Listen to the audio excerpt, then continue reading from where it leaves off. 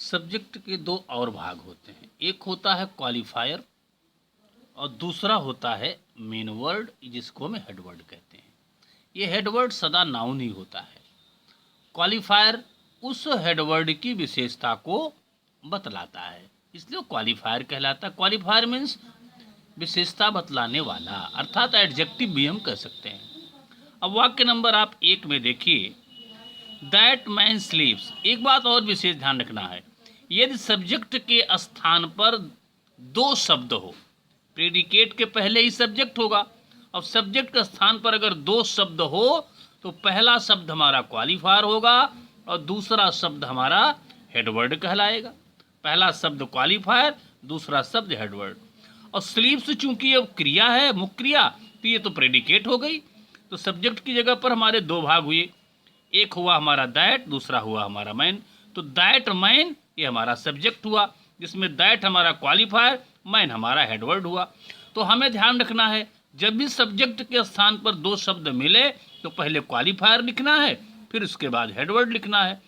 अब कोई पूछे कि वाक्य नंबर 1 में सब्जेक्ट क्या है, तो आप कहेंगे दैट मैन, ये सब्जेक्ट हुआ, जिसमें दैट क्वालिफायर है और मैन हमारा हेडवर्ड है। क्यों कि दैट जो है उस मैन नामक हेडवर्ड की विशेषता बतला रहा है।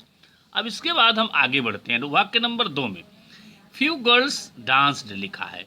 अब डांस्ड हमारा मुख्य क्रिया है, तो इसका मतलब प्रेडिकेट हुआ, तो कर्ता का भाग कौन हुआ? फ्यू गर्ल्स, ये हमारा कर्ता हुआ, जिसमें फ्यू हमारा क्वालिफायर हुआ और गर्ल्स हमारा हेडवर्ड हो गया, मेन वर्ड हो गया। तो सब्जेक्ट क्या हुआ? फ्यू गर्ल्स, ये सब्जेक्ट पूरा हुआ। और फिर इस सब्जेक्ट में पहला फ्यू क्वालिफायर हुआ और दूसरा हमारा गर्ल्स क्या हो गया? हमारा हेडवर्ड हो गया। और सब्जेक्ट क्या बना? Few girls. तो हम ये ध्यान में रखें, अगर कर्ता के स्थान पर दो शब्द है तो हेडवर्ड जो नाउन होगा उसके पहले वाला शब्द कहा जाएगा क्वालिफायर। अब आगे बढ़ते हैं कि क्या सब्जेक्ट के और भी भाग हो सकते हैं? जी हाँ, सब्जेक्ट के और भी भाग होते हैं। एक होता है डिटरमाइनर, दूसरा एडजेक्टिव और तीसरा मेन वर्ड होता ही है।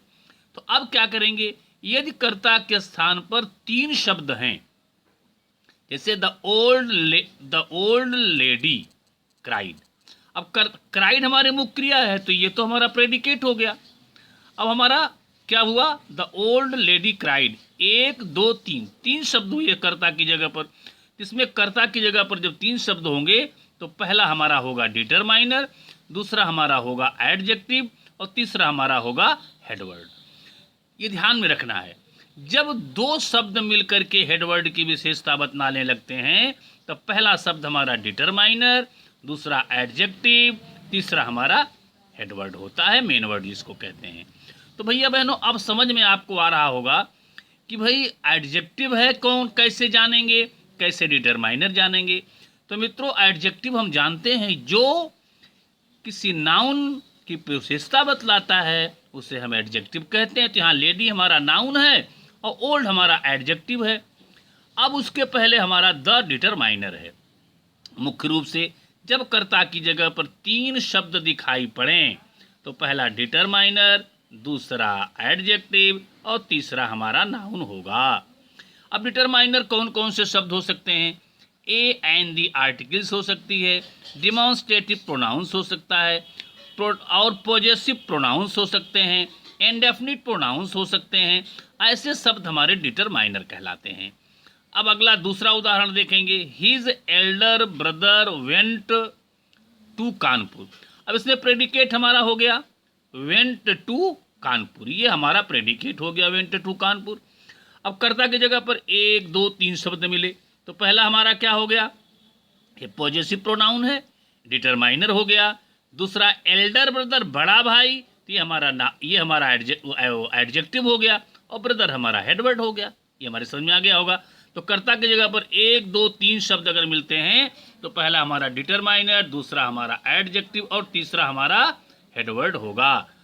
मुख्य रूप से समझें, जब किसी हेडवर्ड की विशेषता दो शब्द बताने लगें तो पहला शब्द हमारा डिटरमाइनर, दूसरा एडजेक्टिव और तीसरा हमारा नाउन होगा। अब आगे बढ़ते हैं, कोई पूछे हिज एल्डर ब्रदर में सब्जेक्ट क्या है, तो आप कहेंगे हिज एल्डर ब्रदर। वाक्य नंबर 1 में कोई पूछे द ओल्ड लेडी क्राइड में सब्जेक्ट क्या है, तो आप कहेंगे द ओल्ड लेडी। अब आगे समझ गए होंगे कि डिटरमाइनर क्या है, एडजेक्टिव क्या है और हेडवर्ड क्या है। अब आगे हम बढ़ते हैं कि क्या सब्जेक्ट के और भी भाग होते हैं।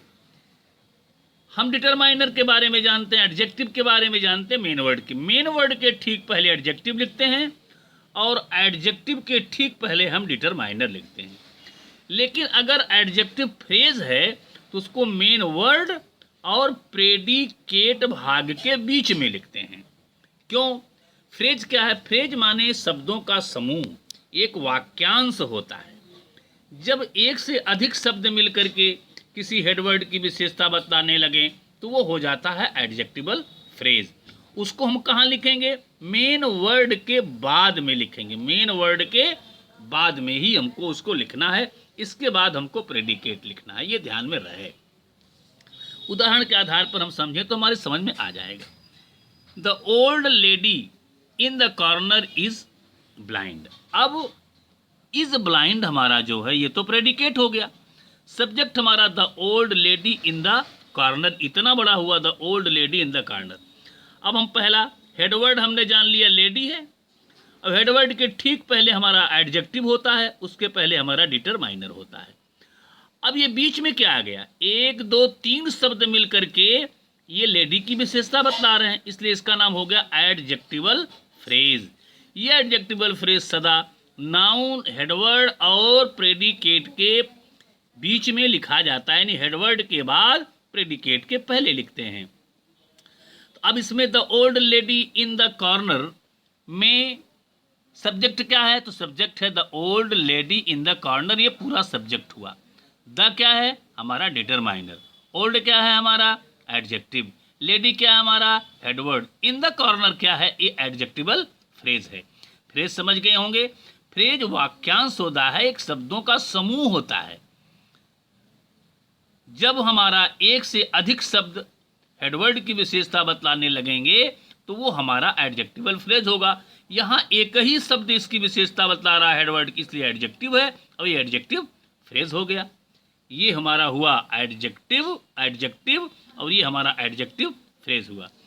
दूसरे वाक्य में a black bird sitting in the tree, इसमें हेडवर्ड क्या हुआ? हमारा बर्ड हुआ। ब्लैक क्या हुआ? हमारा एडजेक्टिव हुआ। ए हमारा क्या हुआ? डिटरमाइनर हुआ। और सिटिंग इन द ट्री क्या हुआ? ये एडजेक्टिवल फ्रेज हुआ। और प्रेडिकेट क्या हुआ? हमारा फ्लू अवे। तो प्रेडिकेट, इसमें ध्यान से देखेंगे कि प्रेडिकेट और प्रेडिकेट जहां से शुरू होता है उसके पहले और हेडवर्ड के ठीक बाद हमारा एडजेक्टिवल फ्रेज लगता है। आपको यह समझ में आ गया होगा कि एडजेक्टिवल फ्रेज क्या होता है, क्वालिफायर क्या होता है। तो एक मोटे शब्दों में समझ लें कि हम अधिकतम एडजेक्टिवल फ्रेज, एडजेक्टिव में क्या, जब एक ही शब्द किसी हेडवर्ड की विशेषता बतलाएगा तो एडजेक्टिव है। जब एक से अधिक शब्द मिलकर के हेडवर्ड की विशेषता बतलाएंगे तो वो हमारा हो जाएगा एडजेक्टिवल फ्रेज। एडजेक्टिवल फ्रेज को कहाँ हम लिखेंगे? हेडवर्ड के बाद और प्रेडिकेट पार्ट के ठीक पहले, अर्थात पहले डिटरमाइनर, फिर एडजेक्टिव, फिर हम हेडवर्ड, फिर अगर एडजेक्टिवल फ्रेज है तो एडजेक्टिवल फ्रेज, फिर हम प्रेडिकेट लिखेंगे। संभवतः आपको कुछ समझ में आ गया होगा। जो कुछ नहीं समझ में आएगा फिर क्लास खोलने पर हम आपको बता देंगे। हालांकि यह आपने पूर्व कक्षा में पढ़ा है। धन्यवाद।